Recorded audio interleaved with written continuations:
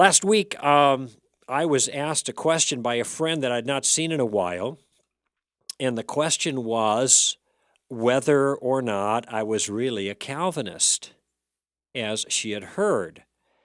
And if so, was I a 5-point Calvinist? Now, I usually avoid the term Calvinist for a different term that is almost synonymous with it, and that is the term Reformed faith or Reformed theology. And the reason I do is because people have a kind of knee-jerk reaction to the term Calvinism. And I think this is part of what was motivating her question to me, partly because I know we have a mutual friend who is also a Calvinist, or calls himself that, and he is of a more extreme variety, and it's actually his kind of views that cause concern in people when they hear the word Calvinist. And so I tried to clarify for her what I actually meant by the fact that I was a Calvinist. By the way, when someone asks, are you a 5-point Calvinist? My response is there is no other kind.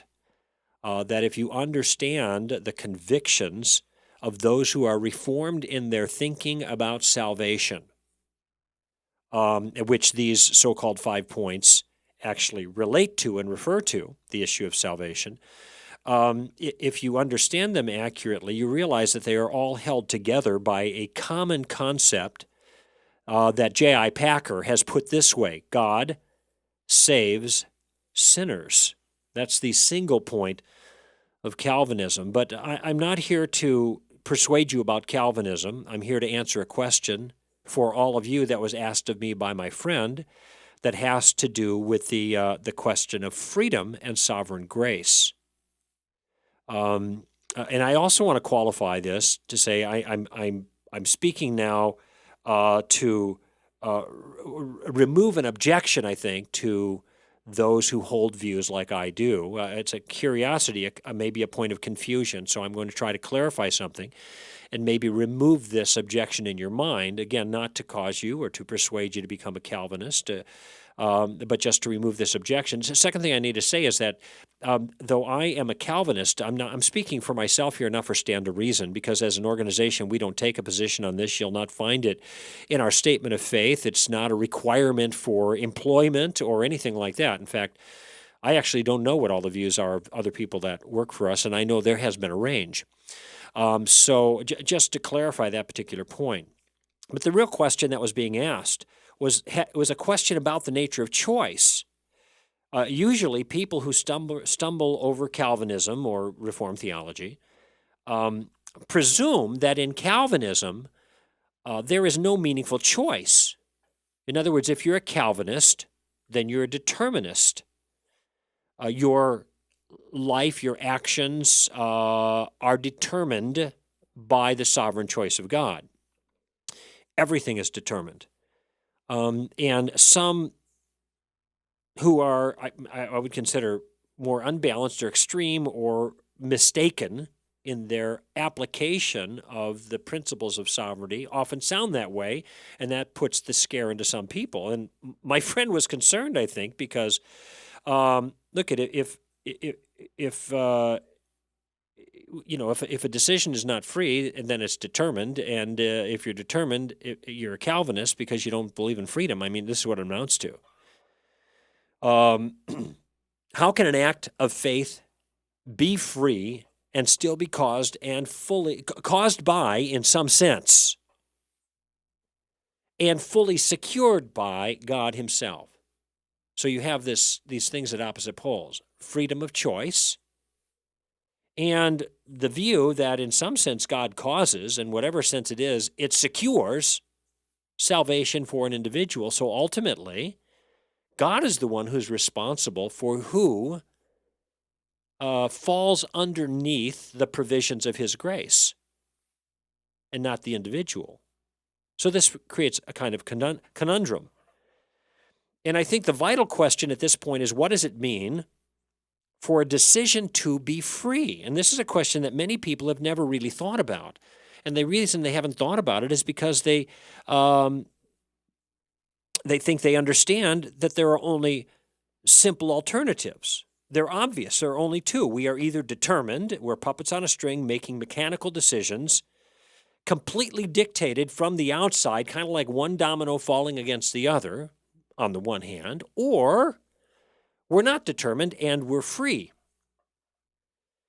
And if the choice for salvation is ours, as the Bible seems to indicate in many places, then we must be free and not determined. But Calvinism teaches that the choice is God's, and He decides who's going to be saved, and therefore, it seems Calvinists then do not believe in freedom. Instead, they believe in determinism. And so, my friend, I think, was surprised to find out that I was a Calvinist, a real Calvinist, a five-pointer. Because I think she didn't express it in so many words, but my sense was that she thought that this meant that I was a determinist. And that seemed odd from her perspective for me to be. The way she had known me and thought about me and was aware of my thinking and everything. So I wanted to take a moment to try to make some sense out of this. Because I am a Calvinist because of what the Bible teaches.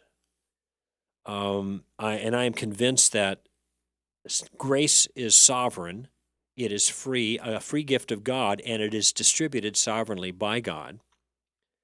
But I am also aware that the Bible acknowledges choices that we make. And I believe in that too, and that seems to be a conundrum. Until you realize that the options are not simply between freedom and determinism. Because the concept of freedom, let me put it this way. This line of thinking, though common, leaves out an important detail, and the detail is that there are two different ways to understand freedom, that there are two different species, if you will, of genuine freedom. And in fact, both kinds of freedom seem to be part of our daily experience. And these two distinctions are very important for our discussion. And by the way, it's this distinction that is the thing that people haven't thought very much about. So let me stimulate your thinking by asking you a couple of questions. First, do you choose to sin? Now, I know you sin. We all do. It's the human condition. My question is, when you sin, do you choose to do so? Is it because of a choice you are making to do wrong? That's the first question. The second question is, can you, as a human being, choose never to sin in your life? I mean, in the natural condition, are you capable of sinlessness? Now, my suspicion is that when you ponder those two questions, first, do you choose to sin? Is it your choice?